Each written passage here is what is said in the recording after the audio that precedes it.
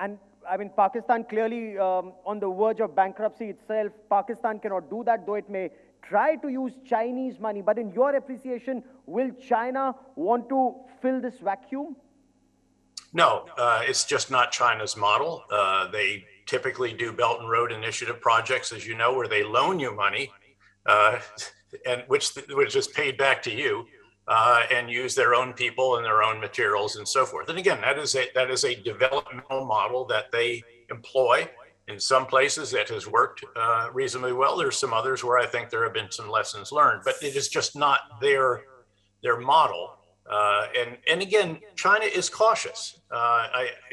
The reports of China rushing in to be in Bagram Air Base or something like that, I think will generally prove to be inaccurate. Remember, they put billions of dollars into a copper mine in northern Logar province, just south of Kabul, and again, gave it all up when they were on the receiving end of, by the way, the Taliban and Haqqani rockets and mortars. So again, you're not going to see them.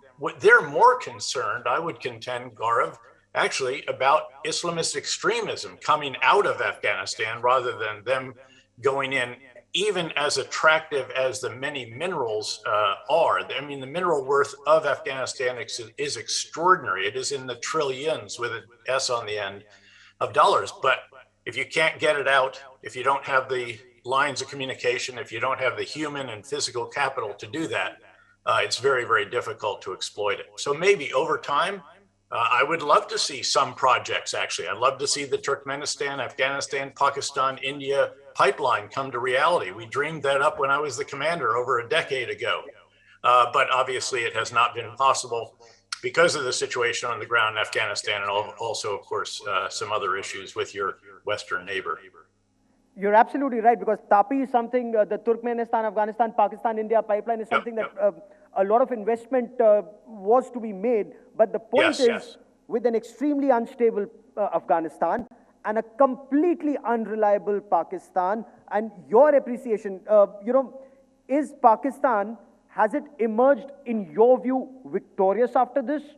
Or will Pakistan's troubles only increase, especially at the Durand line, with Taliban now saying they don't accept the Durand line? Well, again, I think that, as I mentioned earlier, any celebration that may have been seen in Islamabad should be very short-lived because of what is now going to happen. And what is going to happen in Afghanistan is going to result in massive flows of refugees into Pakistan. And Pakistan, as you noted, is already quite fragile economically, financially, even to some degree, politically and socially. And this will not help.